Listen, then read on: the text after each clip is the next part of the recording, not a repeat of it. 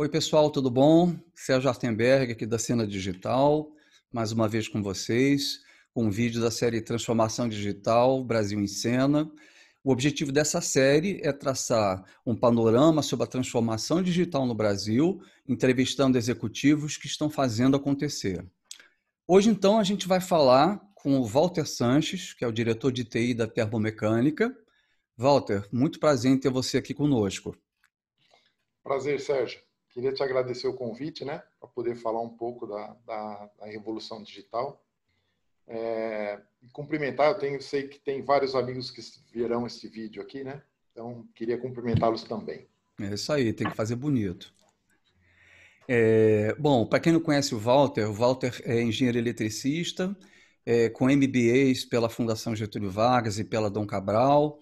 Ele passou por empresas como a Bunge, Aços Vilares, Tenda Atacado e está na termomecânica desde o início do ano.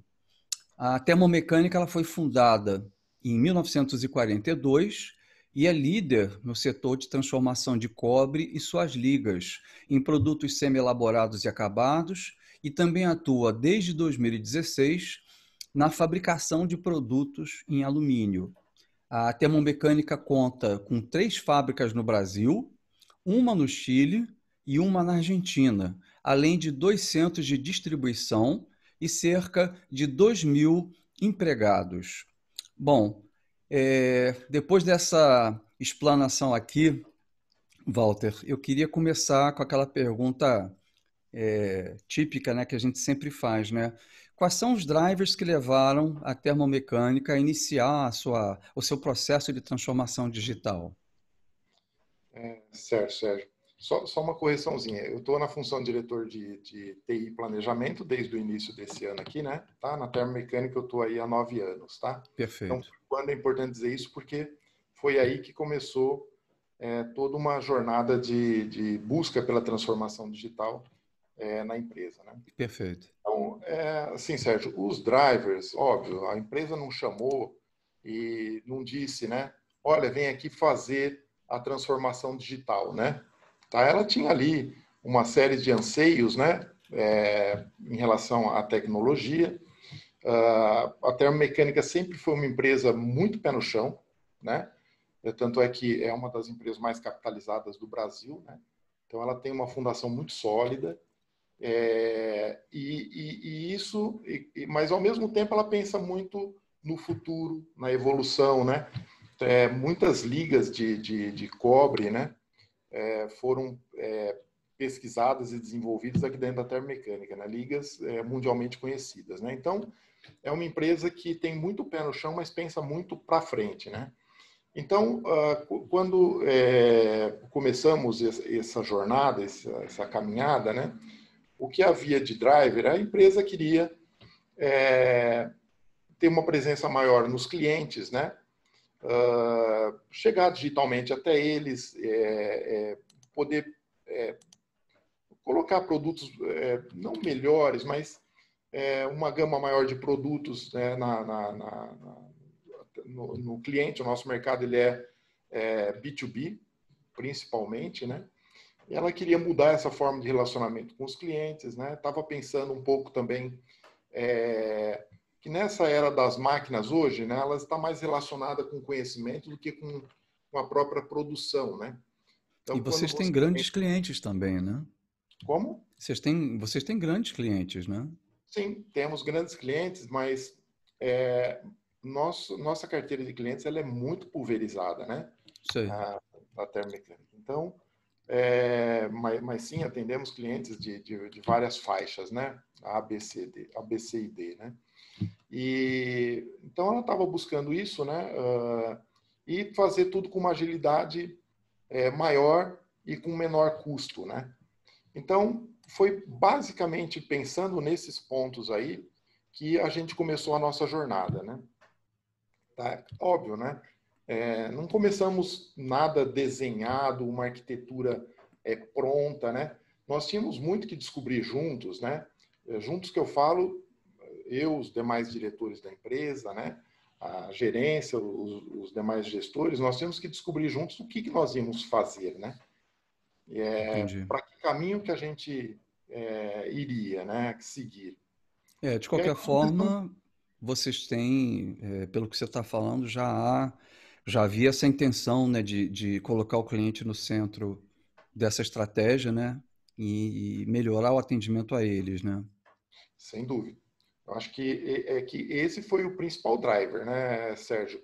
Agora, óbvio que isso você não faz atacando diretamente o relacionamento com o cliente só, né? Você tem toda uma questão de background, né, que acaba interferindo no seu relacionamento com o cliente, né? Então, mesmo nas questões industriais, né, de produção, de dar uma maior rastreabilidade do produto para ele, né, para descobrir algum problema que a gente venha a ter, né, mas também nas questões administrativas, né. Então, na área de finanças, né, você arrumando, acreditamos que arrumando todo o seu processo ali, né, tendo ferramentas mais ágeis, você vai atender melhor o seu cliente, né. Embora, como eu disse, são ferramentas muito voltadas para dentro, mas que refletem lá fora, né? Com certeza. Então foi isso. Aí com o tempo nós percebemos, não muito tempo, mas que nós tínhamos que fazer uma divisão aí, né? E aí criamos estratégias um pouco diferentes, né, para a área comercial, uma que atacava mais a área industrial e outra que atacava as áreas administrativas, né? Uhum. Tá? E o legal disso é que sempre foi feito muito em conjunto com todas as demais áreas da companhia. Não foi algo assim, por dizer, a TI fez sozinha, a TI pensou, a TI foi lá, né? Sempre foi construído isso a várias mãos, né? Eu acho interessante o que você está dizendo, porque você não é o primeiro CIO que comenta isso, né? Existe uma espécie de consenso, né, na transformação digital, onde sempre se procura ter uma visão externa e uma visão interna dessa transformação. A Uhum. externa sempre focando no cliente, mesmo se você é uma empresa B2B, e a Sim. interna de eficiência operacional, seja melhorando o aspecto administrativo ou aumentando a própria eficiência operacional da empresa como um todo, né? É muito interessante esse consenso que a gente vê se formando, né? Não, é muito legal. Uhum. Perfeito.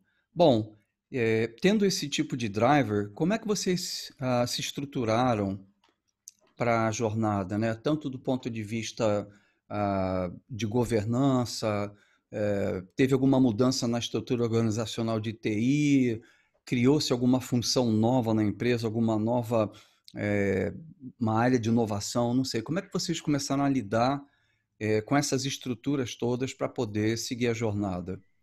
Perfeito.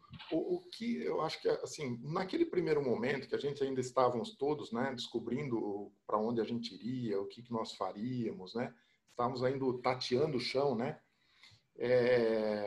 nós da área de TI pensamos, olha, a transformação digital, ela é inevitável, né, mesmo que não tivesse esse nome ali atrás, no começo da década e tal, mas ela era inevitável, né, Sérgio? Você olhava todos os indicadores de qualquer empresa e você vê que a quantidade de processamento vinha crescendo, a necessidade de rede vinha crescendo, a questão do armazenamento vinha crescendo, né? Assim, o primeiro susto que eu tomei foi quando eu vi um report da EMC dizendo que o armazenamento de dados nas empresas crescia 70% ao ano, né? Eu Nossa. li esse report e fui, me desculpa, 62%. Eu vi esse reporte e pensei, isso não faz o menor sentido, né? Na nossa área todo mundo exagera tudo, né? Mas me deu a curiosidade. Eu vou levantar o nosso aqui, ver quanto que nós crescemos nos últimos 10 anos, mesmo eu não estando na empresa naquela época. Levantei esses dados, né? Pedi um levantamento e tal.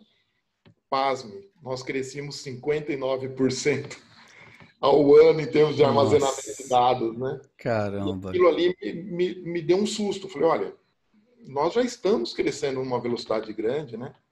E então começamos a trabalhar muito a questão da infraestrutura, a preparar para aquilo que certamente viria ali na frente, né? Então aí começamos a trabalhar questões de verticalização, né? De virtualização, de cloud, a rede, a infraestrutura de micros, a questão de sempre procurar um modelo de financeiro mais legal, né? Que você tivesse uma renovação do parque a todo momento, né? Que te permitisse renovar o parque mais rapidamente, né? E aí fomos para os modelos de aquisição por leasing, aluguel, em alguns casos, tal, né?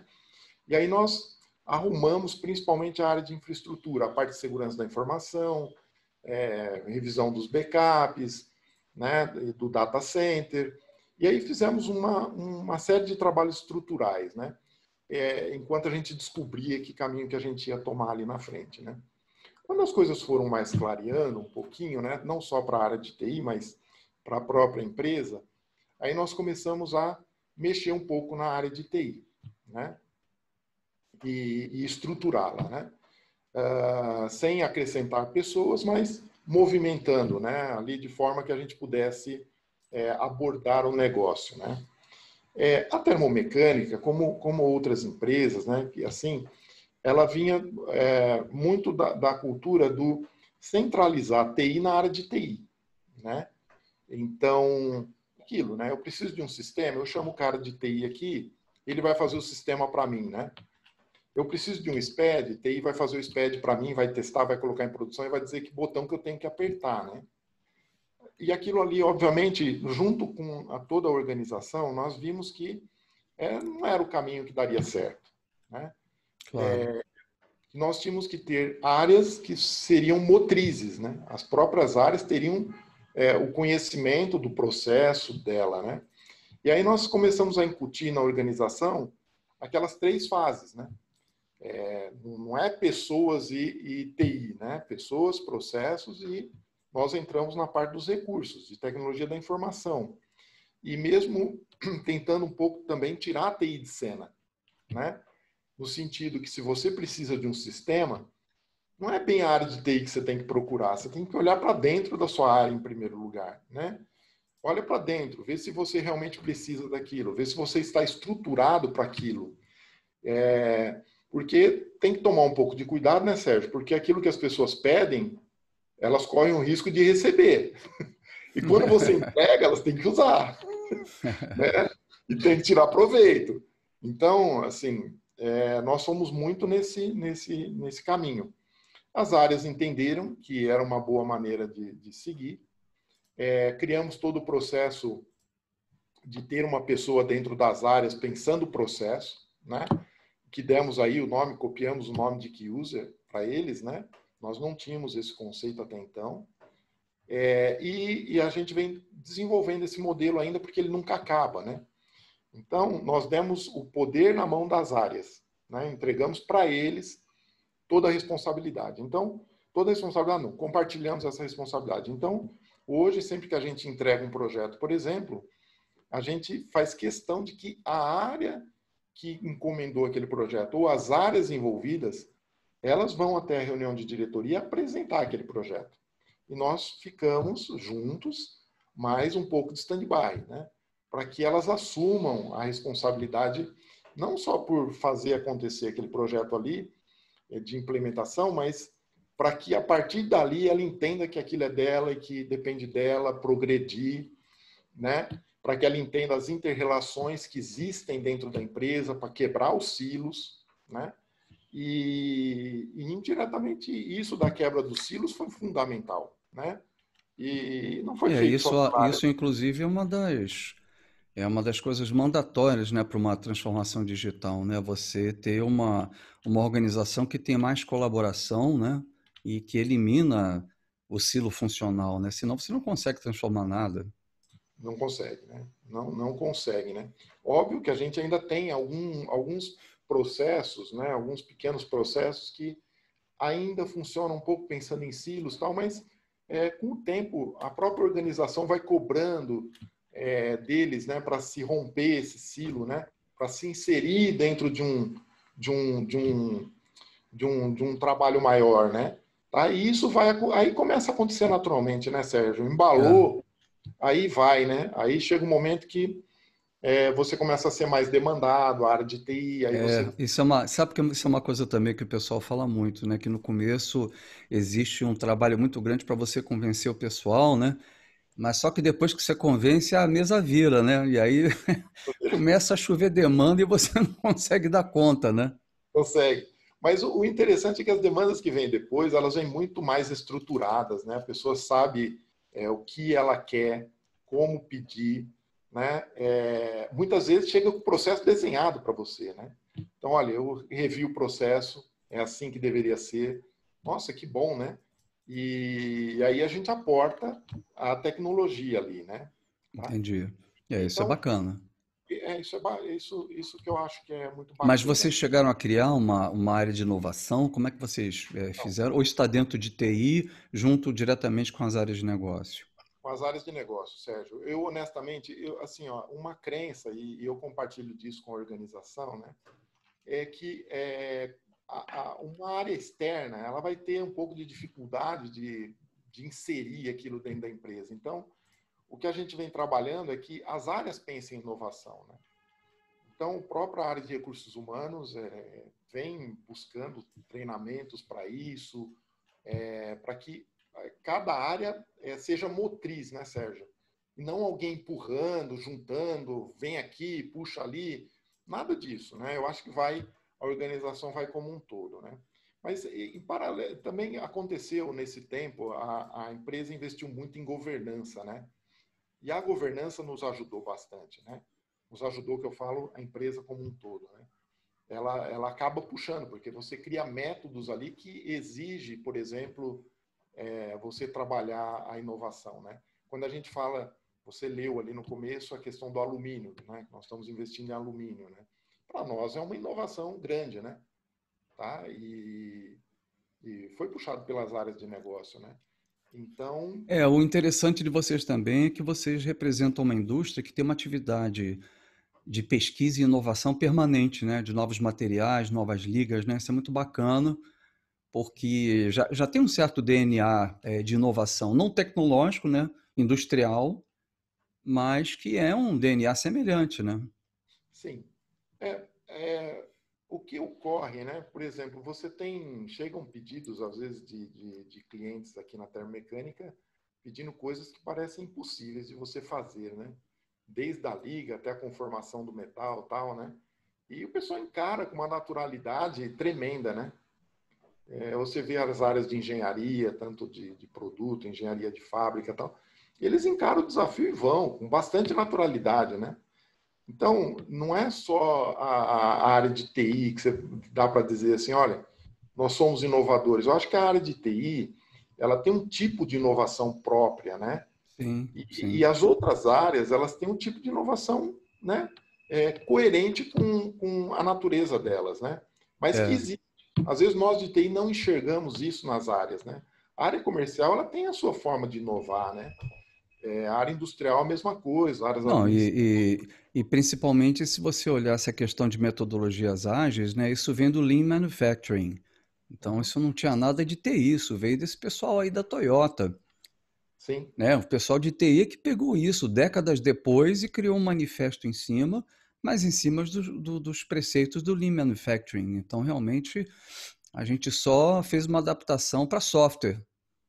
exato. Tanto é que tem lá eu acho que foi há muito tempo atrás, 30, 40 anos atrás, teve um prêmio Nobel, né? Que falou, olha, a gente vê computador por todas as partes, mas não vê resultado, né? E essa frase também me marcou muito, né? Porque realmente, quer dizer, não é inovar, não é colocar um computador, não é quando você coloca um software novo, né? Não é nada disso, mas é quando todo esse conjunto de coisas muda a sua maneira de fazer as coisas, né? Quando você Exatamente, incorpora aquela inovação, não quando você põe ali para funcionar, né? exatamente. E a própria definição de transformação digital, pelo menos uma das definições acadêmicas, é que a transformação digital é quando você faz uma mudança radical no teu modelo de negócios, seja no escopo de atuação, seja na performance, Uhum. alavancado por tecnologia. Então, você vê que, acima de tudo, a transformação digital ela é uma mudança de modelo de negócio. A gente está botando o digital ali porque quem alavanca são as novas tecnologias. Mas você não precisa ser disruptivo, né, para você criar um novo modelo de negócio. Se a gente Aham. for pensar no Airbnb e no Uber, o que foi inovador neles foi a visão de negócio de um modelo desintermediando o motorista, central de táxi, desintermediando central de reserva, né? Uhum. Usando algumas tecnologias lá de GPS, né? De inteligência artificial, mas o grande pulo do gato foi a mudança, foi o novo modelo de negócio, né? Então a gente Agora, tem que. pegando um pouco esse gancho, Sérgio, a contribuição que a área de TI pode dar bastante para o negócio, quando a gente fala de inovação, né, é justamente ajudar a mudar o mindset, né? Porque a área de TI muda o mindset muitas vezes, né, numa década, né? Por exemplo, quando eu pego aqui o nosso inventário de software, sistemas, e que a gente tinha há 4 anos atrás, né, ele mudou 60% nesses 4 anos. Então, isso exige, e Bastante. a forma de trabalhar, as competências, você pega o inventário de competências de 4 anos atrás, é muito diferente do que é hoje, né? Ficou para trás, né? Então, essa mudança de mindset, eu acho que a gente pode contribuir com a empresa para tentar acelerar isso, né? Aí sim, eu acho que tem também uma boa contribuição da área de TI, né? E a questão do modelo de negócio, aí sim, né? Quando você participa do business, do negócio ali, fatalmente, né? O negócio ele vai procurar o caminho mais fácil, né? E a TI acaba sendo o caminho mais fácil. A TI que eu falo, tecnologia, sistemas, né? A mudança de processo, ela acaba sendo um caminho muito, muito racional e lógico para você acabar mudando a sua maneira de agir com os seus clientes, né? É. Mas eu acho que, de qualquer forma, a área de tecnologia, ela, ela precisa do negócio, acima de tudo, porque o direcionamento estratégico não é dado pela tecnologia em si, né? Ele é dado pela empresa. E só os executivos da empresa que conseguem enxergar que o seu negócio, eventualmente, até está correndo risco grande de desaparecer e de se recaracterizar, vamos dizer Sim, assim, né? sim, Porque você tem situações em que, por exemplo, eu estava falando agora com uma responsável aí por uma empresa de gestão de condomínios, né? Então, isso é um tipo de negócio que, eventualmente, no futuro, vai ser um self-service. certo. E o que vai sobrar vai ser, essencialmente, um ou outro atendimento ali pessoal que você vai estar fazendo. Isso não é um cara de TI que vai estar pensando, né? Isso tem que ser um executivo que está à frente do negócio, concorda? Sem dúvida, sem dúvida. Mas você vê, né, Sérgio, aí a gente entra numa situação quase que inevitável, né? Que assim, óbvio, nós como TI, a gente leva esse tipo de preocupação para o negócio, né? Então a gente coloca isso na mesa, né? Olha, eu estou preocupado com isso, né? Não está no radar, porque nós estamos no princípio da cadeia de produção, né? Então, para nós, ainda é algo que parece distante, né? A gente não enxerga no radar. Só que a gente entende, né, que quando isso entrar no radar, pode ser tarde, né? Então, Sim. então a gente coloca essas preocupações na mesa, né? E ainda há, até por uma confiança, né? E, que o negócio coloca, olha, eu tenho certeza que você está atento a isso, que você está pensando nisso e que no momento certo você vai nos trazer o que nós podemos fazer, né? E vamos continuar tocando o negócio aí, fica de olho para ver se está chegando alguma coisa aí que nos ameace, né? É, Isso é, acaba acontecendo e a gente acaba fazendo esse papel, mas ao mesmo tempo a gente vai trocando figurinhas, né, com os outros gestores e eles também o tempo todo vão colocando o que eles estão enxergando, o que estão vendo no mercado e aí fica um negócio bem legal, né? é. Bem Eu acho legal. que a minha posição é o seguinte, eu acho que durante muito tempo, né, durante décadas, né, o século passado, final do século XIX, né, que começou a ter essa filosofia tayloriana, essa administração por tempos e movimentos, aonde os executivos foram treinados para fazer uma coisa de controle e comando, produzir em larga escala, ter muita eficiência, aversão ao risco e uma uniformidade, uma padronização muito grande. O mundo mudou depois desses cento e poucos anos. Hoje você tem uma nova economia, que inclusive é um dos assuntos que eu trato na minha academia de transformação digital. E a minha visão é que o executivo não entendeu ainda o que é a nova economia, porque ele não conhece as principais tecnologias, os principais conceitos e frameworks tecnológicos, né, que são o embasamento dessa nova economia. O que é internet? O que é cauda longa? Né? O que é efeito rede? O que é uma plataforma digital? Então, se você é um executivo, eu acho que você tem a obrigação hoje de entender o mínimo desses conceitos e frameworks de trabalho para que você possa repensar o teu modelo de negócio, entendeu? Então, a TI está cobrindo essa carência que esse executivo tem e trazendo para ele, olha, está acontecendo isso, a Amazon está entrando na saúde, a Amazon está entrando na logística, olha, o Facebook está entrando numa área que antes que não era deles, né? Sim, Porque senão o executivo não vê de onde está chegando essa ruptura, entendeu? Mas eu exato. acho que o executivo atual da nova economia, ele tem que ter esses skills tão bem desenvolvidos quanto planejamento estratégico, gestão de orçamento, sabe, marketing, Sim, senão vai ficar para trás. Essa que é que é a grande verdade, né? sim, sem dúvida. E eu acho que o papel de TI tem que ser de olhar a orquestra como um todo, porque nós somos um dos poucos na empresa que temos uma visão totalmente horizontal. Nós temos uma visão de arquiteto, né? De arquitetura de todo o sistema empresarial, né? Então, acho Sim, que a nossa função é muito importante nesse aspecto, mas os executivos têm que tomar um banho de loja tem. sobre nova economia. Sem dúvida. Mas acabam delegando às vezes, né, Sérgio? Assim, eu entendo tudo isso, eles têm que entrar sim, é verdade, a gente incentiva isso. Alguns pegam mais, às vezes outros ficam mais esperando, tal, né? Mas isso certamente em um momento vai dar um clique maior, né? E vão se envolver mais com essas questões, sem dúvida Com nenhuma. certeza. E Mas uma falando em clique, desculpa, você queria complementar?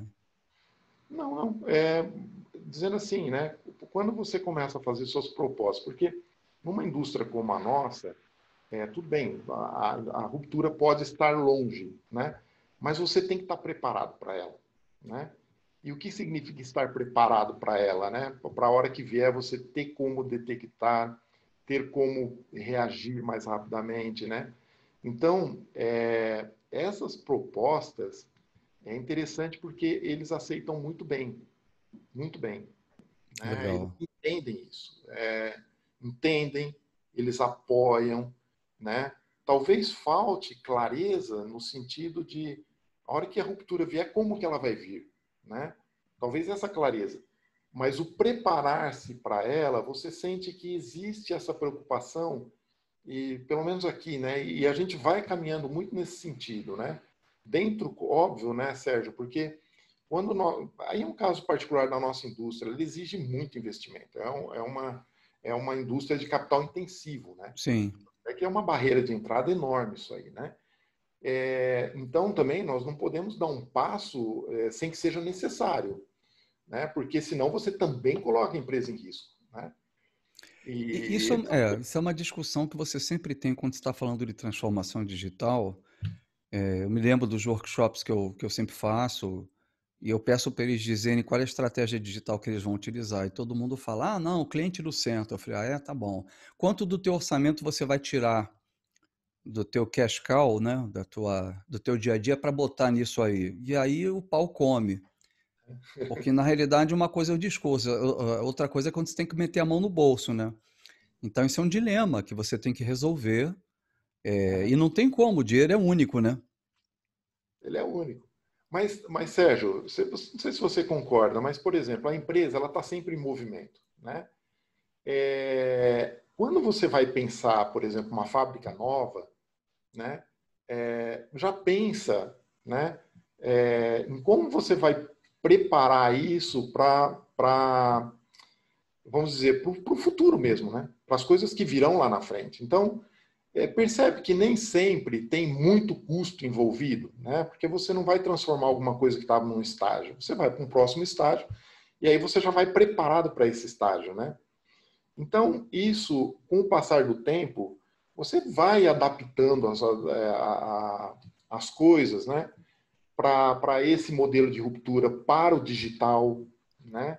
Você já vai ficando preparado para tudo isso e quando você nota, muita transformação já aconteceu, né, Sérgio?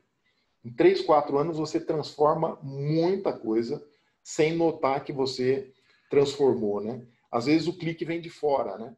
Alguém, Exatamente, olha, exatamente. nós éramos assim. Você fala, caramba, é mesmo. Nós éramos desse jeito, né? Agora nós somos assim, né? E aí esse clique, né? Para nós, um clique muito forte foi agora na pandemia, né? Assim, nós não usamos nenhum sistema a mais do que a gente já usava, né?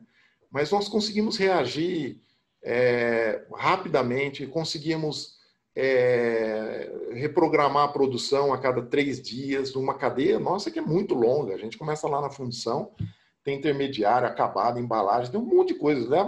Nosso lead time é 40, 60 dias. Mas a gente reprogramava sem evitar estoque, sem ter atrasos, o tempo todo, colocar pessoal de férias, traz o pessoal de volta, cuidado com a pandemia, mantém as pessoas afastadas, né? Quantas pessoas por área, quem é grupo de risco, quem não é. Tudo isso, Sérgio, aí que chamou a nossa atenção. Falou, caramba, nós conseguimos fazer tudo isso com as ferramentas que nós temos hoje, que nós construímos nos últimos anos, né? E a gente percebeu como a gente está digital. Perfeito. E aí é sobre isso que eu ia falar com você agora. Eu ia perguntar para você, eu ia te pedir alguns exemplos de resultados que vocês obtiveram, de ferramentas ou serviços que vocês implementaram como decorrência já da transformação. Certo. Perfeito, Sérgio. Há um tempo maior atrás, né, quando nós desenhamos junto com a área comercial uma ferramenta de B2B, né? Ele começou muito pequeno, para a gente só colocar os pedidos pela internet, né? E dar o poder na mão do nosso cliente, né? Para ele poder colocar os pedidos dele, né? Para ele acompanhar o status, né? E, óbvio, o pagamento não é feito por ali, né? Mas toda a entrada de pedidos, acompanhamento, confirmação, é tudo feito pela ferramenta, né? E nós mirávamos assim, que nós teríamos de 9 a 10% de adesão dos nossos clientes, né? E o que acabou acontecendo, né? Hoje, 62% dos clientes usam a ferramenta. Num mercado que ele é B2B, né? Bacana. E a surpresa é essa, numa área metalúrgica, onde o cliente é B2B, uma ferramenta dessa era para poucos, né? Mas nós tivemos um uso muito intenso, né? Os Interessante. 40% que não usam são aqueles que nós temos um contato comercial maior, já até sabemos de antemão o que ele precisa, né? Mas aqueles que entram pedido na velocidade deles, tal, usar essa ferramenta, né? E aí isso reduziu muito, por exemplo, nós tínhamos aí um tempo de entrada de pedidos que foi reduzido para 8 vezes, né? Tá? Nossa, Bom, esse número está na imprensa, então posso falar. bacana. Reduziu de 16 horas, né? O tempo para um tempo médio de 2 horas, sendo que 98, 99% dos pedidos se confirmam em menos de 5 minutos, né? Aqueles que Poxa, levam mais tempo é porque são produtos engenheirados, né? Então aí você acaba levando o tempo médio. Mas reduziu muito. Para o cliente foi um tremendo de um conforto, né? Dele entrar ali, dele já ter o pedido dele pronto, poder só repetir o pedido. Então, o contato dele melhorou muito com a termomecânica, né? Aliviou a nossa equipe de vendas, que pôde trabalhar em outras coisas, né? A gente não demitiu ninguém, não é do nosso praxe da empresa. Então, colocamos eles para trabalhar em outras coisas. Então, isso foi, em termos de melhora de relacionamento com o cliente, foi muito bacana, né? bacana isso. Essa foi uma fase. Depois, falando da fase industrial, né? Então, a gente também automatizou algumas áreas que não estavam automatizadas, né? Hoje a gente consegue ter uma rastreabilidade do nosso produto que vai desde quem a gente comprou a matéria-prima, né? até a entrega no cliente, né? Porque isso para algumas empresas pode parecer muito simples, mas para nós que é uma cadeia muito longa, né, onde o material se processa demais, né, é difícil e é bastante importante tê-la, né? Nós temos aí por ano mais de 7 mil SKUs, né, produzidos, então isso aí foi fundamental, tá? Até para dar agilidade, né? Então, como que você localiza um material, por exemplo, na cadeia, né? Como que você sabe o que você tem que produzir se você não sabe o que está em processo, né? Porque os É clientes não verdade. têm pedidos, né? A alteração de pedido numa cadeia de 40, 50 dias, se você não tem isso, é muito difícil controlar, você acaba tendo estoques gigantescos, né? E pode até ter estoque que nunca é utilizado, né? Então, isso deu muita flexibilidade, trouxe a informação para a mão do gestor, para a área de planejamento, né? E, e, e poderia citar vários outros ganhos na área administrativa, né? A gente desenhou toda uma cadeia, né? Um ciclo para a área administrativa, onde os principais processos, aí, mais de 30, foram automatizados, né? E para a área comercial, além do B2B, a gente criou um ciclo comercial, onde a gente tem várias ferramentas que se integram para fechar um ciclo, né? Até fornecer informação para os próprios vendedores, né? Tá? Entendi. Bacana. Então, realmente são resultados bem significativos mesmo, né? Bom, mas isso são resultados, mas para você chegar nesses resultados, certamente vocês tiveram que enfrentar alguns desafios, né? Dos quais a gente até já falou aqui, mas eu queria que você pudesse focar um pouquinho agora nos principais desafios que vocês enfrentaram ou ainda estão enfrentando, né? Perfeito. Eu acho que no caminho da transformação digital, né, Sérgio, a gente sempre vai enfrentar. Não dá para dizer acabaram os desafios, né? Porque o dia que eles acabarem, você tem que criar outros, né? Para a É empresa verdade. Ou tem poder alguma continuar. coisa errada, né? Exato. Tem alguma coisa errada, né? Então, eu acho que a principal delas, né, o principal desafio foi entender que caminho que a gente queria seguir, né? E obter o consenso em torno desse caminho, né? Porque, óbvio, até então era uma página em branco, né, onde todo mundo poderia colocar o seu post-it ali, né? E a empresa ouve muita gente, ouve todo mundo, né? Os gestores é uma empresa muito achatada, né, em termos de hierarquia, né? O operador do chão de fábrica conversa com o presidente, né? Então, assim, e o presidente desce na fábrica para conversar com as pessoas, né? Então, é muito achatado. Então, a gente ouve muita gente, né? Então, chegar num consenso é mais difícil, porém, é muito mais rico, né? Com certeza, com Então, esse foi o certeza. primeiro. O segundo ponto, a questão que é óbvio, né, de pessoas, né? É, sempre tem o status quo. As pessoas que estão acostumadas a fazer de uma maneira não querem fazer de outras, né, de outra maneira. E aí você tem que convencê-la, né? Para nós aqui também, né? O lema é sempre assim, ó, não tem nada forçado, né? Você tem que convencê-los, né? Demora um pouco mais? Demora. Mas é uma maneira de se fazer, né? Pela cultura da empresa, etc. Né? É, eu acho que isso depende muito do segmento de negócio, né? Tem segmentos de negócio que, é, como, sei lá, o segmento de software, né? O segmento bancário, e que eles estão já no meio do furacão, né? Então, para eles é super importante se posicionar, né? Da melhor forma possível, de forma mais rápida possível, porque senão eles vão desaparecer, né, vamos dizer assim. E tem setores que estão um pouco mais afastados, né, dessa briga aí, vamos dizer assim, do dia a dia, né, e que podem, portanto, seguir um pouco mais lentamente esse processo, que eu acho que é mais o caso de vocês, se eu não estou Sem dúvida. enganado, né? Quando você está mais afastado, né, Sérgio, da cadeia de consumo, né, é, é, é bem mais, não vou dizer mais tranquilo fazer isso, mas você tem mais tempo para reagir, né? Por exemplo, eu já trabalhei no mercado atacadista, né? É simples, os processos são extremamente simples, né? Mas extremamente nervoso, né? Então, Exatamente, é muito exatamente. rápido o tempo todo, né? Então, Nervoso, é simples. Para nós aqui, os processos, eles são muito complexos, mas é muito complexo mesmo, né? Mas você tem mais tempo para você pensar, para você trabalhá-los, para você poder mudá-los, né? Isso te dá uma vantagem, sem dúvida. Mas, Sérgio, também você não pode errar. Quer dizer, O tem a custo é alto, né, de preocupação também. errar. Você tem que ser muito assertivo naquilo que você vai fazer. Porque, de novo, são altos investimentos, né? Você perder um cliente para você recuperá-lo para nós, né, na nossa cadeia, é muito difícil, porque você passa por uma homologação de produto que ela é demorada, ela é difícil, né? Então, se o cliente não homologa o seu produto, adeus, né? Então, também tem essas consequências, né?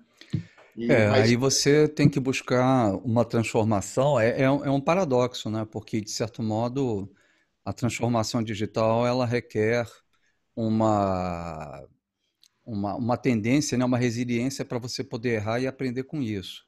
Mas uhum, como você falou, como são altos investimentos, né? Talvez você tenha que inovar e transformar em volta desses processos mais pesados e capital intensivos, né? uhum. Para não prejudicar tanto assim o caixa e aos pouquinhos quebrando esses grandes processos aí em módulos menores e resolvendo isso com tecnologia, mas sem prejudicar essa espinha dorsal, né, que é muito delicada, né? Perfeito. É Agora, verdade. a arquitetura tem que ser bem montada, né, Sérgio? Você tem que ter ela na cabeça o tempo todo, não pode fugir daquilo, né? Porque é o que você falou, você vai colocando, você vai construindo as pecinhas aos poucos, né? Só que isso tem que se encaixar, Sérgio. Então, você está construindo alguma coisa numa ponta, na outra ponta, sabendo que isso vai se encaixar. E você tem que vender essa ideia na empresa mesmo sabendo que nós somos uma empresa muito material, então aquilo que é virtual é mais difícil de se enxergar, né? E você tem que vender isso, que essas coisas vão se encaixar. E tem que fazer as pessoas acreditarem em você, porque se não confiar, você não consegue implantar. Com Isso é certeza. característica do mercado metalúrgico, né? Eu acho que a indústria pesada, em geral, ela tem esses desafios, né, de você ter grandes volumes envolvidos e com isso uma aversão, né, ao erro por causa dessa questão capital intensiva, né? Mas, ao mesmo tempo, eu vejo, né, pelas entrevistas que eu estou fazendo, por exemplo, com a indústria da construção, até da construção pesada, né, Queiroz Galvão, né, o pessoal também está olhando todas as tecnologias no sentido de que podem facilitar o processo produtivo, né, usar o BIM, né, usar outras tecnologias para que, até mesmo impressão em 3D, né, tem gente construindo casa nos Estados Unidos e na Europa em 10 dias com uma impressão 3D, uma impressora de cimento, né? Eu nunca vi um negócio desse, né? O negócio vai construir a parede, bom, a casa ficar pronta em uma semana, né? Ainda não conseguiram fazer prédio com isso, né? Mas daqui a pouco, né? Daqui a alguns anos, vão estar imprimindo prédio, né? Não sei se você consegue imprimir liga, né? Você teria que ir a nível molecular, né? Para gerar uma impressora molecular aí de... Olha, existe uma tecnologia que é chamada a metalurgia do pó, né? Pode Tá partir vendo? dali, Tá vendo aí? entendeu? Já viu? Já tem um embrião aí, pô. Né? Então, tá pronto. É só colocar na impressora como se fosse a tinta ali e sai. Não, não é É. tão simples assim. Mas tem caminho, sim. O pessoal está pensando, né? E na nossa área vem grafeno, né? Vem uma série é, de outros produtos que certamente, quando eles estiverem mais prontos, a gente terá embarcado neles também, né? E não deixamos de estar atentos a isso, obviamente, né? É algo que não é que nos preocupa, mas é algo que está no nosso radar, sim. Essas Legal, outras tecnologias, a gente está sempre de olho em tudo isso, né, Sérgio? Não dá para ficar legal. de fora, né? Walter, a gente está chegando ao final do nosso papo. Infelizmente, foi muito legal ter uma conversa é, com representante de uma indústria, né, como você falou, né, que é intensiva em capital, mas que mesmo assim não se paralisa, né, que continua desenvolvendo os seus serviços e seus produtos, né, com novas tecnologias. E queria saber, antes de terminar aqui, se você teria alguma mensagem adicional que você gostaria de deixar aqui com o pessoal. Uhum. Sérgio, eu acho que na transformação digital, né, o que é muito importante é você estar muito próximo, né, dos seus pares, né? tem que estar conversando com eles o tempo todo, não pode ficar na mesa, né? Tem que estar discutindo, tem que chamar eles para discussão, né? Para conversa, né? Se você tem dúvidas, economize caminho, né? Chame uma consultoria que te ajude nisso, né? Só não dá para ficar parado esperando as coisas acontecerem, né, Sérgio? Tem que se movimentar dentro daquilo que a tua empresa comporta de movimentação, obviamente. Não tente fazer... puxa a empresa, obviamente, mas não muito a ponto de romper, né? Nem fique parado também. Se a empresa estiver te puxando, alguma coisa está muito errado nisso, né? E eu vejo dessa maneira, né? Eu acho que temos que estar muito perto, entender o tempo todo que a empresa está querendo de você, né? Sabe as palavras. Transformar, mas respeitando o DNA, a cultura e o tempo da empresa, né? É verdade. Se você exagerar demais também, né? Você acaba rompendo a corda, né? Sem Então, dúvida. muito bacana esse conselho que você está dando aí. Eu queria te agradecer muitíssimo, Walter. Foi super legal esse papo, muito esclarecedor aí. Obrigado pelo teu insight. Queria agradecer também a todos que estão assistindo. Se vocês ainda não assinaram o canal aqui, por favor, assinem, para que vocês possam saber dos novos vídeos e dos papos que a gente vai ter com outros CIOs também. Também queria informar que a gente vai estar lançando a Academia de Transformação Digital aqui no final do mês e no dia 6 a gente vai estar fazendo uma live para explicar melhor como é que vai ser essa academia, vai ter muita atividade, muita interação, muita dinâmica, mesmo que online. Isso não vai paralisar a gente, né, de jeito nenhum, né, Walter? Porque não tem por que a gente ficar paralisado, né? Eu vou deixar aqui também nos comentários uma série de links interessantes para vocês, introdução à transformação digital, webinar, e também os links para as nossas redes sociais para que vocês possam acompanhar todos os nossos vídeos e eventos aqui da Cena Digital. E mais uma vez agradecer ao Walter, agradecer a quem está nos assistindo e até a próxima, até o próximo vídeo aí, se Deus quiser, né? Estaremos juntos aí, tá ok? Um grande abraço aí para todo mundo. Tchau, tchau. Um abraço, Sérgio. Até mais.